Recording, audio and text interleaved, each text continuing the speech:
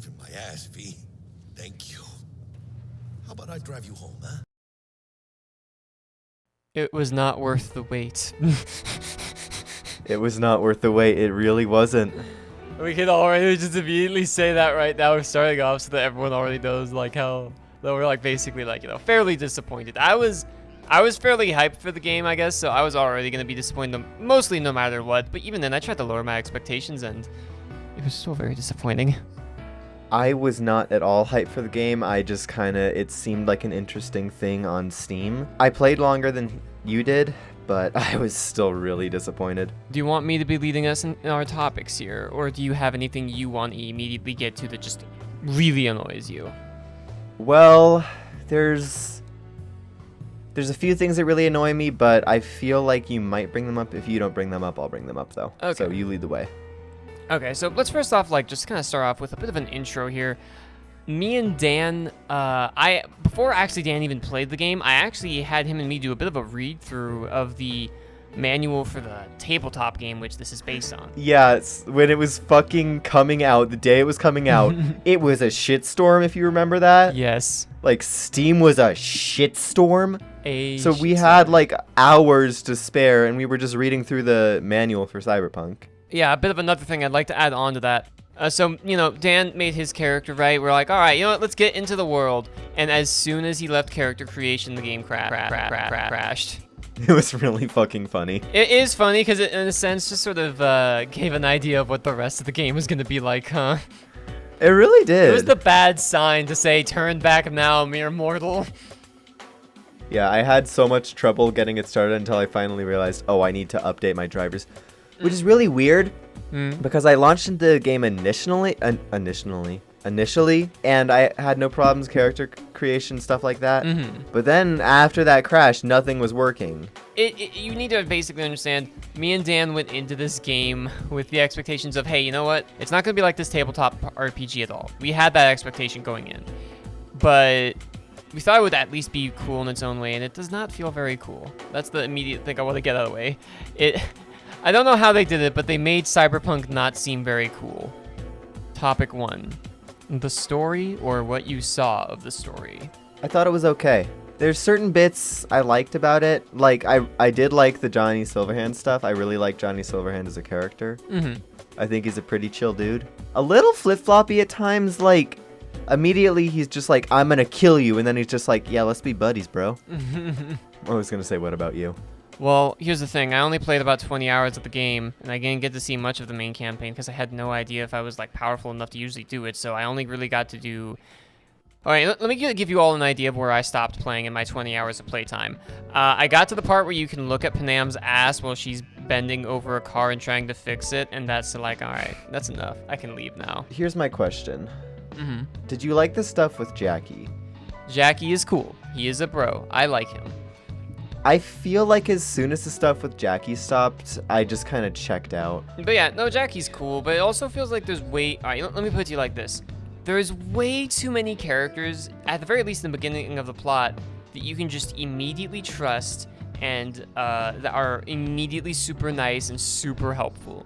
And you know, it's like, okay, I get that you want to have your players have a nice beginning experience, but you know, having some much meaner characters who are really hard to trust is more in line with things, I'd say. And seriously, like, you know the bit where you just get calls all the time of people being like, hey, what's up, V? I got this job for you. Hey, what's up, V?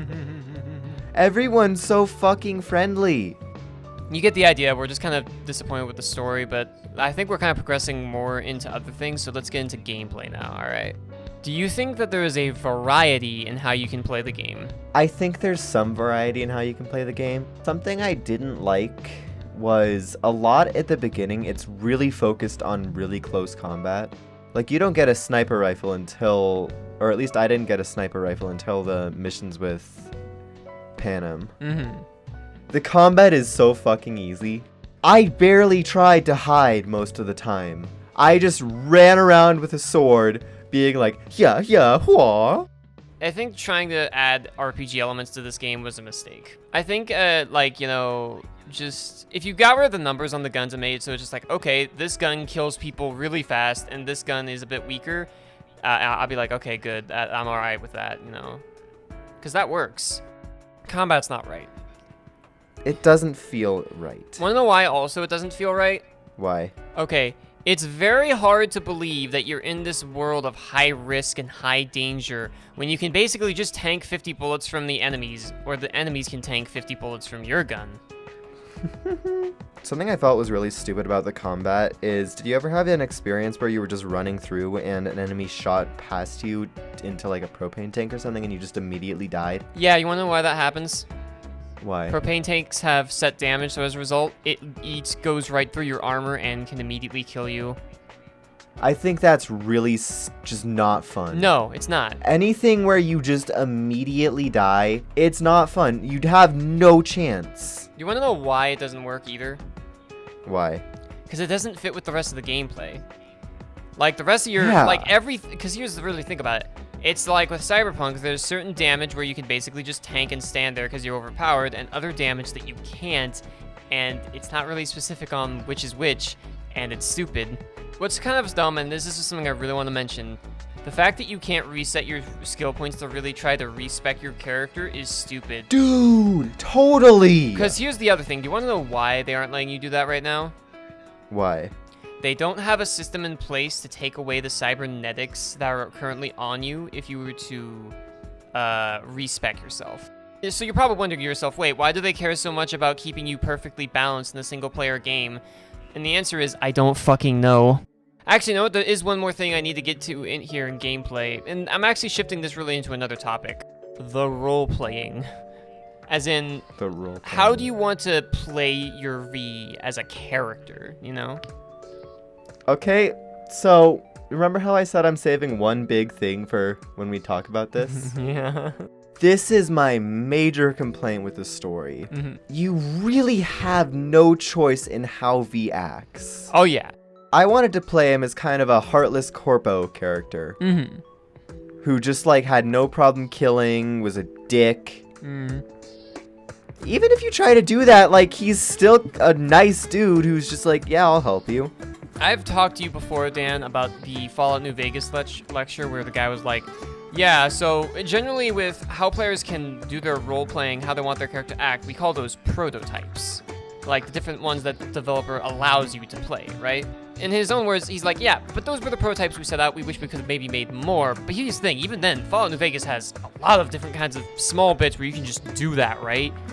And how many real prototypes do you feel like there are in Cyberpunk? 1.5.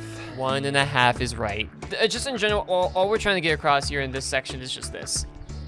You cannot really decide who V is as a person. Who V is at the most is a fairly... They're not very interesting, even as for Cyberpunk character standards.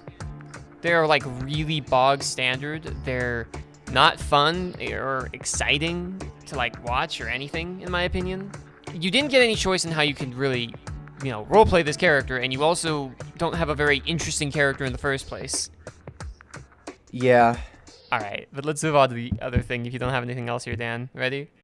Exploring the world itself. Okay, see, this is actually the one bit that I do think I had fun with. Mhm. But I preface that with, I have a not crazy good computer, Mhm. but I have a pretty good computer. I can ray trace. I have a RTX graphics card. Yeah, you have a really good enough computer that you're able to like ray trace this game and make it look very pretty. So this is really the only bit I did have fun with. I really liked driving around on a motorcycle, just being cool, doing cool motorcycle stuff, running around. Taking in the city. Yeah. I do wish Night City had a little more verticality to it. Yeah, I wish you could like... I know this is so retarded, and I know it's basically impossible, but I just wish there were more buildings you could go inside of and go up in. I wouldn't even say just go inside of. I'd say just like ladders and stuff leading to roofs and stuff. Yeah. You could explore roofs of Night City. Mhm. You know what I'm kind of disappointed about wasn't it on the map, or at least I didn't find it? What? The university. Yeah, what the fuck? Where is the university? Yeah, because, like, remember when we were looking through the book and we thought, oh, this is really cool. Dude, I was so disappointed I couldn't find that. Yeah, it's, the university in the book sounds cool as hell, and it sounds interesting. and it has interesting security too. Like, supposed to be better than the cops. Yeah, like literally the security in these like colleges could take on like a full-on gang on their own. Now let's get into the one thing we all get to see, and we'll all probably still be seeing for a while as the game gets updated. The glitches.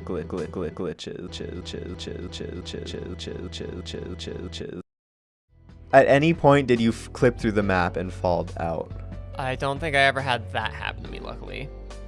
I had that happen to me and it was so annoying and stupid. Yeah, it's a glitchy mess.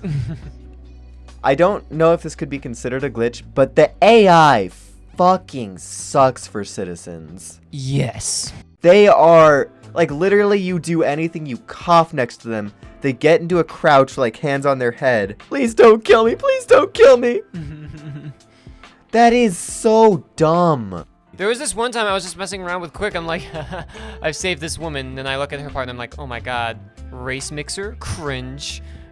And I was like, all right, I'm gonna kill her. But you know, first I was gonna like loot some corpses. And then I was only looking away for like 3 seconds. I glanced back and she's gone. To end off our glitch session here though, I wanted to tell you guys about one more story. I didn't get footage of it sadly, but what happened was, I was talking to Meredith Stout, I believe it is, right? I am chatting her up. It's a very serious conversation. Quick's with me. Then we just see a car fall in the background through a ceiling. No one reacts. Conversation's continuing as normal. Very suddenly, it just blows up in the background. No reaction or anything, and me and Quick just lose our goddamn minds. That's just life in Night City. I had something kind of similar happen. I was driving through the desert because that's kind of where you can go at top speeds and it's really fun to go at top speeds. I just drive through this one area and all of a sudden just like 7 cars just explode outwards. I don't know what happens. Like the rendering when you get into the desert for the cars just fucks up. See, I have 1 or 2 more things I need to say. All right, let's actually have you say those because I want to save this topic for last. The wanted system. Oh boy! I had such a big problem with it. So there was this one bit I was just like, fuck it, I'm just gonna kill some civilians and see what the cops do. See what it's actually like to run away from a max wanted. I was on foot, running around, and I was in the desert. There was no cover I could take. I could just easily dodge bullets, kill cops, kill little drones. It was way easy. And this is supposed to be the max wanted thing. The spawn in for the cops sucks. You can literally see them spawn in. Minecraft has better spawn mechanics. Yeah, what the fuck? Oh, you know, you hit a new low when your game's spawning is worse than Minecraft's. All right. What's your other thing? Character creation. Character creation.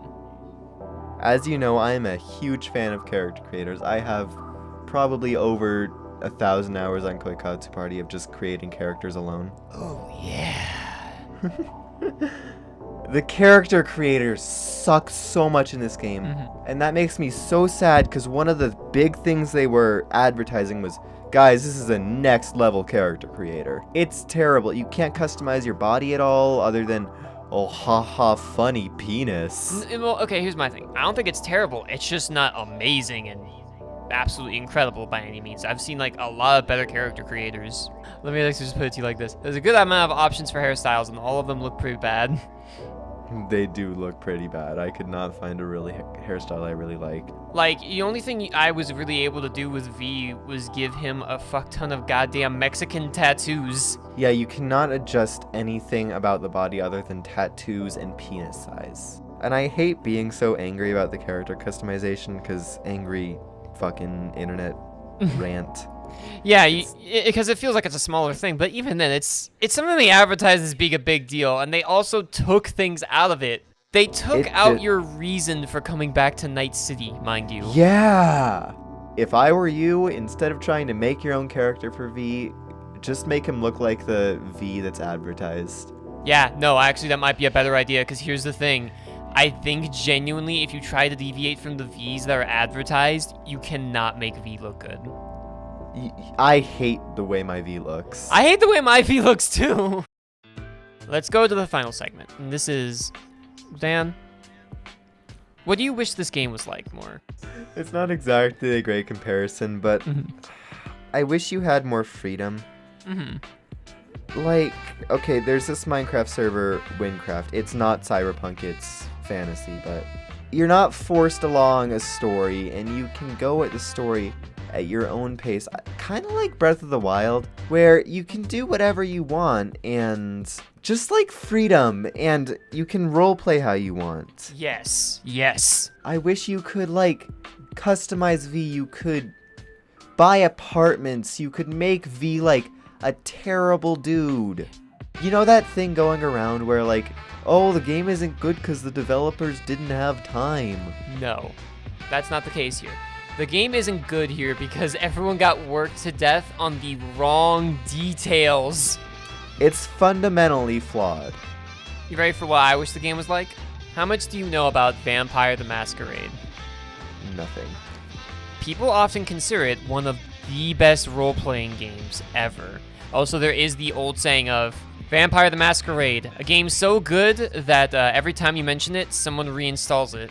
It is a game where the combat, not exactly good. It's pretty terrible, actually. I'd highly recommend that if you really feel like it, just to go ahead and maybe, you know, get yourself some kind of cheat so that you can just cheat past the combat. But what's actually amazing about it is, 1, the characters, 2, the dialogue.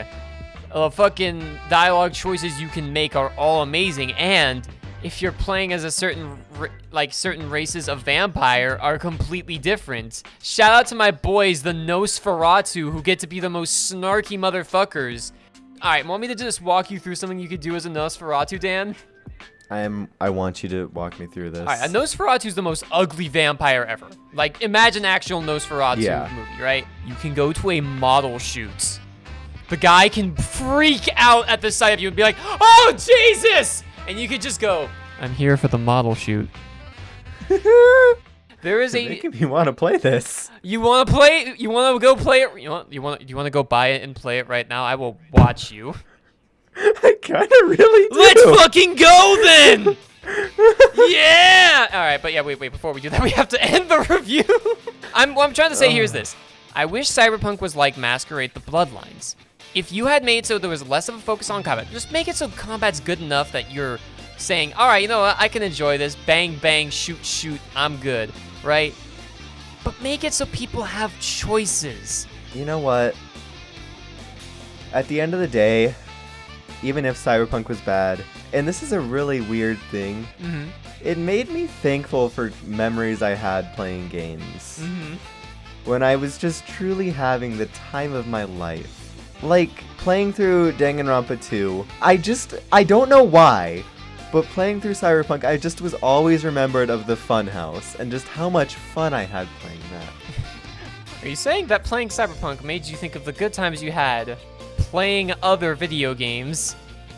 I am, and it's really weird, because Danganronpa and Cyberpunk are not at all similar. But it just made me think of the fun times I had, because it was so shitty. All right, Dan, what's your final score for Cyberpunk?